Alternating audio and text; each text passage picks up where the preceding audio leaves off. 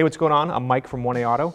This is a 2001 Lexus GS300, pretty much the same for 98 to 05. I'm going to show you how to service your air filter.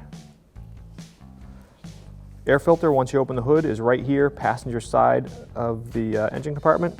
And you just lift up on this door, pull it off, and your air filter is right inside. Pull it back or pull it forward towards the front of the car, up and out.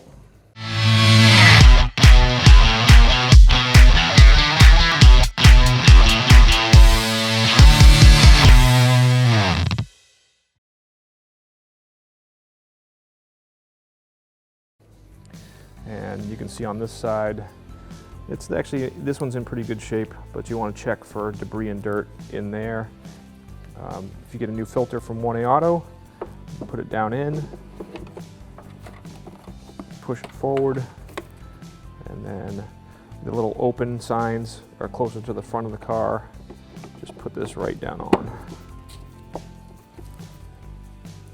Thanks for watching. Visit 1aauto.com, your place for DIY auto repairs, for great parts, great service, and more content.